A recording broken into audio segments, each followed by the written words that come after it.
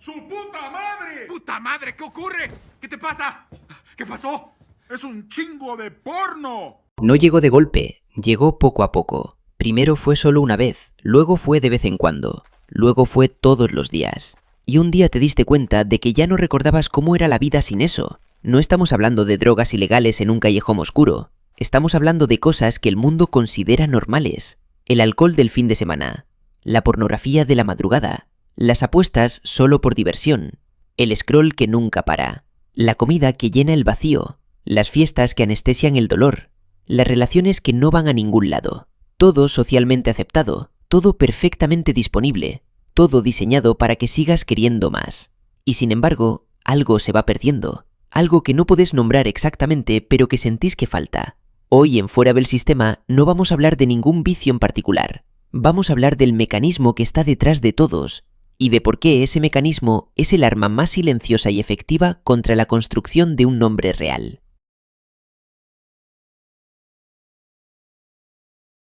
Los vicios no son un invento moderno. Aristóteles escribió sobre ellos hace más de 2300 años. Los llamó acrasia, la debilidad de la voluntad. El estado en que un hombre conoce perfectamente lo que debería hacer y sin embargo hace lo contrario. Los estoicos construyeron toda una filosofía para combatirlos. Marco Aurelio escribía cada mañana recordándose a sí mismo resistir los placeres que debilitan. Séneca decía que la esclavitud más vergonzosa es la esclavitud al placer. El Imperio Romano colapsó en parte porque sus ciudadanos eligieron el entretenimiento y el placer inmediato sobre la virtud y la construcción. Pan y circo, dijo el poeta Juvenal. Dales comida y espectáculo y no pedirán nada más. El mecanismo no cambió, solo cambió el formato. Hoy el circo está en tu bolsillo, disponible las 24 horas, más adictivo que cualquier anfiteatro romano.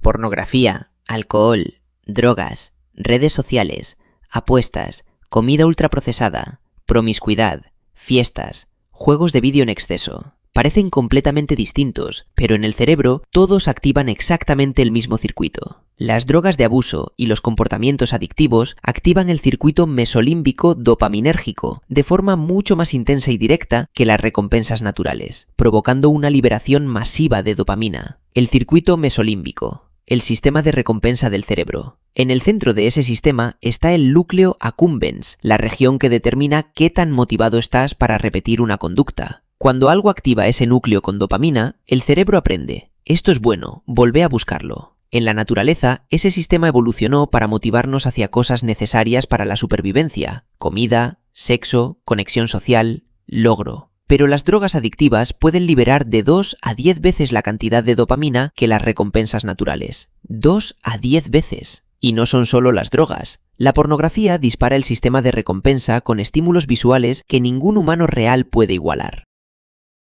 Las apuestas usan el refuerzo variable, el mismo mecanismo que hace que las máquinas tragamonedas sean irresistibles. La comida ultraprocesada fue diseñada en laboratorio para superar el punto de saciedad natural y hacer que sigas comiendo más allá del hambre. El scroll infinito elimina cada punto de pausa natural para que nunca haya un momento de «ya terminé». No son debilidades personales, son sistemas diseñados con precisión para secuestrar el mecanismo más antiguo de tu cerebro.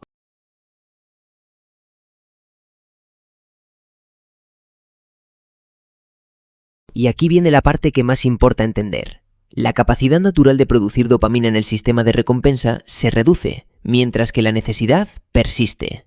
El cerebro está perdiendo su acceso a otras fuentes de recompensa menos inmediatas y poderosas. Cuando el cerebro recibe constantemente picos artificiales de dopamina, hace lo único que puede hacer para mantener el equilibrio: reduce su sensibilidad, produce menos dopamina naturalmente, y sus receptores se vuelven menos sensibles a ella. El resultado es devastador. El hombre que consume pornografía regularmente empieza a encontrar a las mujeres reales menos atractivas. El que apuesta regularmente empieza a necesitar montos más altos para sentir la misma emoción. El que bebe regularmente necesita más alcohol para alcanzar el mismo efecto. El que scrollea regularmente necesita contenido cada vez más estimulante para sentir algo. No es que quieran más, es que su cerebro ya no puede sentir lo que antes sentía con menos. Y lo más cruel: la vida real, el trabajo, el esfuerzo, el estudio, la construcción de algo que antes podía generar satisfacción, se vuelve insoportablemente aburrida. Un cerebro saturado de estimulación artificial no puede encontrar placer en la realidad. Y un hombre que no puede encontrar placer en la realidad no puede construir nada que valga la pena. Pero hay algo más profundo que la neurociencia sola no puede explicar. Viktor Frankl, el psiquiatra que sobrevivió 4 campos de concentración nazis, observó algo en sus pacientes que ningún escáner podría medir. La mayoría de las adicciones no son una búsqueda de placer, son una huida del dolor. Un dolor que a veces tiene nombre: trauma, pérdida, fracaso, soledad, y a veces no tiene nombre, solo es ese vacío que aparece cuando te quedas solo con vos mismo en silencio.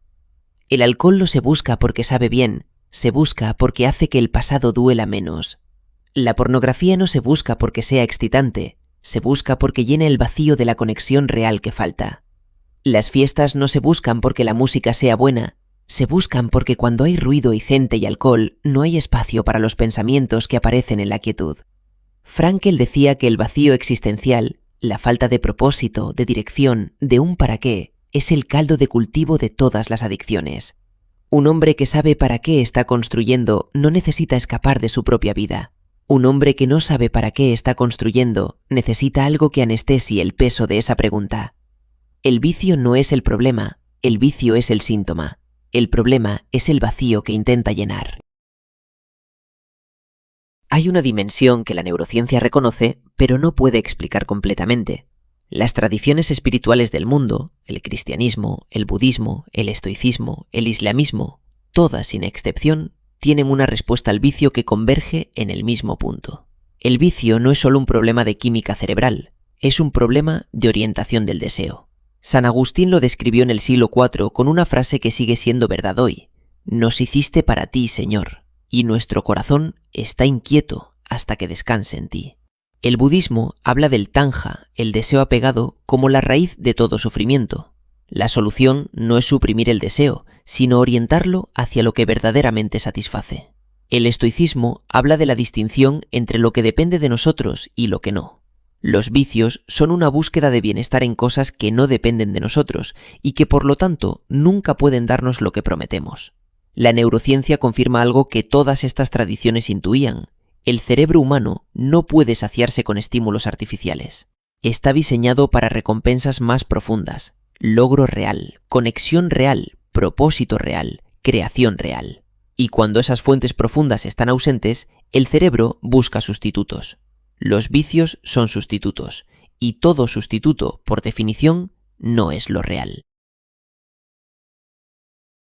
¿Cómo sale un hombre de esto? No con fuerza de voluntad pura. La neurociencia es clara. La fuerza de voluntad es un recurso limitado y agotable que el vicio siempre termina ganando si es la única herramienta. El camino de vuelta tiene 3 elementos. Primero, reconocimiento sin vergüenza. La neurociencia moderna reconoce la adicción como una enfermedad crónica con base biológica real. No es debilidad moral, no es falta de carácter. Es un cerebro que aprendió un patrón y lo repite. El reconocimiento sin vergüenza es el primer paso porque la vergüenza paraliza. Y un hombre paralizado no puede construir nada. Reemplazar, no solo eliminar. El cerebro necesita dopamina, no podés eliminarla. Lo que podés hacer es redirigirla hacia fuentes que construyen en lugar de destruir. Ejercicio físico, aprendizaje real, proyectos con propósito, conexiones auténticas.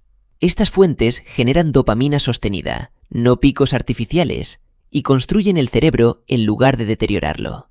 Un para qué más grande. Este es el más importante y el que más se subestima. Frank lo observó en los campos de concentración. Los hombres que sobrevivían no eran necesariamente los más fuertes físicamente. Eran los que tenían una razón para sobrevivir.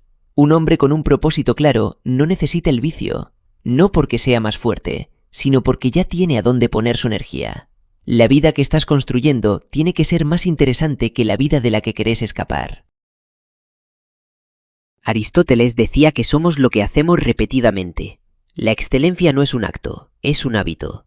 Y el vicio tampoco es un acto, es un hábito. Un patrón repetido. Una dirección que el cerebro aprende a seguir cada vez más automáticamente. Pero lo que el cerebro aprende en una dirección puede aprender en otra.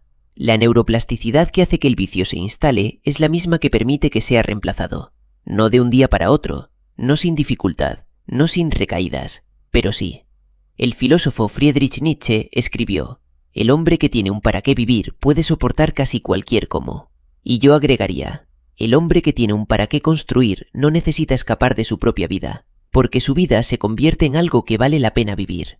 Eso no te lo da ningún vicio. Eso lo construís vos, un día a la vez, una decisión a la vez, una elección consciente a la vez.